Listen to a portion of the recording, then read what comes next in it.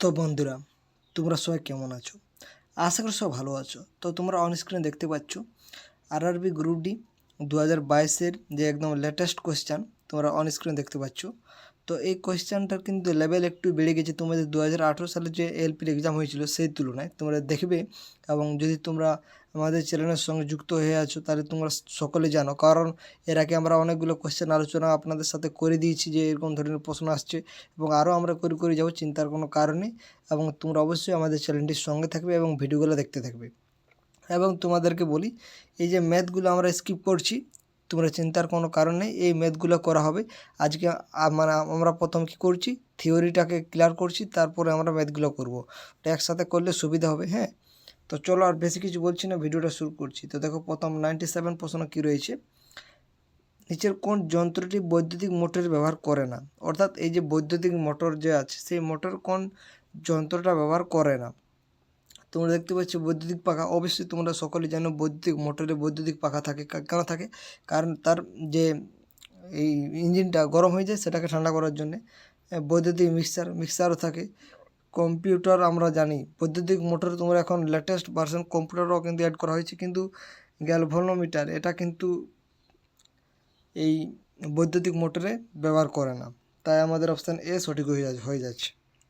এই দেখো লেন্সের ঠিক দেখো প্রশ্নটা দেখো, এগুলো আমরা পরের ভিডিওতে আলোচনা করব, চিন্তার কোনো কারণ নেই, তাই আমরা এটা স্কিপ করে দিচ্ছি।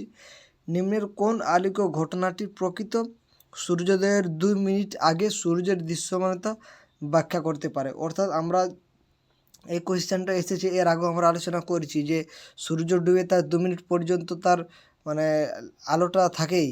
হ্যাঁ, এটা তোমাদের অপশান ছিল যে কত মিনিট পর্যন্ত থাকবে, সেটা অপশান কিন্তু 2 মিনিট ছিল। আমরা এর আগে কোয়েশ্চেন করেছি এবং এবার আমরা দেখো এই যে 2 মিনিট সূর্যের যে দৃশ্যমানতা রয়েছে সেটা কোনটির জন্য এটা হচ্ছে? তো সেটা হচ্ছে প্রতিসরণের জন্য হচ্ছে। কিসের? বায়ুমণ্ডলীয় প্রতিসরণের জন্য এটা আমরা দেখতে পাচ্ছি এই সূর্য ডুবার পরও, বা বলতে পারো সূর্য উদয়ের 2 মিনিট আগেই আমরা দেখতে পাই আবছা আবছা।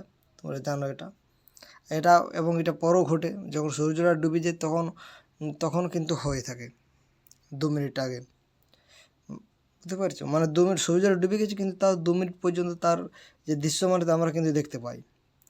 তো চলো এটা দেখো, এটা ইন্টারেস্টিং এবং দেখো একদম লেটেস্ট একটা ম্যাথ দেওয়া আছে, তোমরা দেখতে পাচ্ছ। তোমরা যদি করতে পারো এবং অবশ্যই আমরা করে দেবো, চিন্তার কোনো কারণ নেই। তো অবশ্যই চ্যানেলটির সঙ্গে থাকবে। তারপরে দেখো গ্যাসকে তরলে পরিণত করার পদ্ধতিকে আমরা কি বলবো? এখান থেকে একটা তোমাদের প্রশ্ন দেবেই, বাষ্পীভবন কোনটা হবে? যে আমাদের একটা তরল আছে সেটাকে যখন উত্তাপ করবো তখন বাষ্প হবে, এটাই তো। আর এটা ঘনীভবন এখানে আমাদের এই দুটোর মধ্যে হবে। এই দুটো তো সম্পূর্ণ এর সাথে কোশ্চেনের সাথে কোনো লিঙ্কই করবে না, তাই ঘনীভবন হয়তো বাষ্পীভবন হবে। তো দেখো গ্যাসকে তরল করছি, এবার আমাদের গ্যাস রয়েছে, গ্যাসটাকে তরল করছি, সেটাকে আমরা ঘনীভবন বলবো। নেক্সট, এসআইতে তড়িৎ আধানের একক, এটা আমরা সকলেই জানি কুলম্ব, সেটাকে অনেক সময় সি দিয়েও লেখা থাকবে, তো সেটা অবশ্যই আপনারা দেখবেন। তারপরে জলের গভীর বিভিন্ন জিনিস খুঁজতে আমরা কি ব্যবহার করব? এটা দেখতে পাচ্ছ আরআরবি এনটিপিসিতে রয়েছিল, এটা এটা কিন্তু সোনার ব্যবহার করে থাকি। লিভারে যে বিন্দুটি স্থির থাকে তাকে কি বলে? এটা আমরা সকলে জানি আলম্ব। 3টা জিনিস থাকে তো, রোদ, হ্যাঁ, রোদ, বাহু আর আলম্ব, বল বাহু আর রোদ বাহু আর আলম্ব। জলের হিমাঙ্ক হলো কত? তো হিমাঙ্কর যদি কথা বলি তখন আমরা 0 ডিগ্রি সেলসিয়াস বলে থাকি। যে বলের ফলে একটি গাড়িকে ব্রেক মাধ্যমে থামানো যায় তাকে আমরা অবশ্যই ঘর্ষণ বল বলবো। নিম্নলিখিত কোন রত্নটি কেবলমাত্র একটি মৌল দ্বারা গঠিত? তো সেটা হচ্ছে হীরক। বায়ু তখনই সম্পৃক্ত হয় যখন যখন এটি সর্বোচ্চ জলীয়বাষ্পপূর্ণ হবে, তখনই সেই বায়ুটা সম্পৃক্ত হবে। নিউটন আবিষ্কার করেছিলেন কে? তো সেটা হচ্ছে সার্ডিক। আর থমসন কী আবিষ্কার করেছিল সেটা তোমরা অবশ্যই কমেন্ট করে জানাবে। কোন ঘটনার জন্য জলের মধ্যে একটি কাঠি ডোবালে সেটি বাঁকা দেখায়? এটা তো একেবারে সোজা প্রশ্ন, সেটা হচ্ছে আলোর প্রতিসরণ। আলোর প্রতিসরণের জন্য আমরা ওই সূর্য ওঠার আগে আমরা দেখতে পাচ্ছি 2 মিনিট এবং সূর্য ডুবার পরও আমরা 2 মিনিট দেখতে পাচ্ছি সূর্যের আলোটা। তারপরে দেখো হুবেলের সূত্র সম্বন্ধিত হচ্ছে কোথায়? সেটা হচ্ছে জ্যোতির্বিদ্যায়। পৃথিবী পৃষ্ঠের মুক্তি মুক্তিবেগ হলো আনুমানিক কত? তো মুক্তিবেগ যদি বলে সেটা হচ্ছে 11.2 কিমি/সেকেন্ড। নেক্সট প্রশ্ন আমরা দেখব 0 ডিগ্রি সেন্টিগ্রেড তাপমাত্রায় বায়ুতে শব্দের বেগটা কত হবে? এই প্রশ্নটা তোমাদের এখানে লেখা থাকতে পারে এনটিপিসি, কিন্তু এটা মানে এই যে 2022-এর যে এনটিপিসি বা গ্রুপ ডি এক্সাম হয়েছে সেখানেও কিন্তু এই প্রশ্নটা এসেছিল। সেটা হচ্ছে 333 মিটার/সেকেন্ড।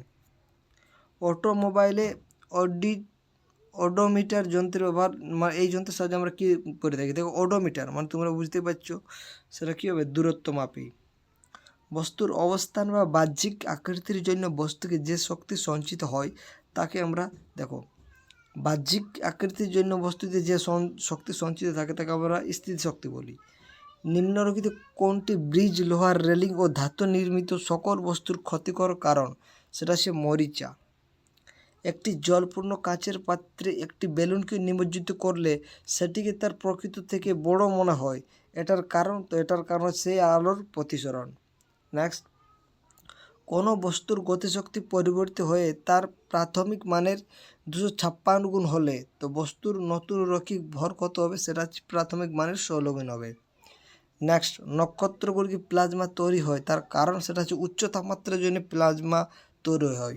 তো আমরা এখানে জানি যে আমাদের কোনো বস্তুর তোমরা বলবে 3টি অবস্থা, তো 3টি অবস্থা কোনোদিনও বলতে যাবে না। এনসিইআরটির লেটেস্ট ভার্সন অনুযায়ী পদার্থের 5টি অবস্থা রয়েছে। এই প্লাজমা হয়েছে 4 নম্বর অবস্থা, আর একটা আছে বোস্ট। সেটা তোমরা যদি জানতে চাও আমরা ডিটেলস আলোচনা করবো, চিন্তার কোনো কারণ নেই।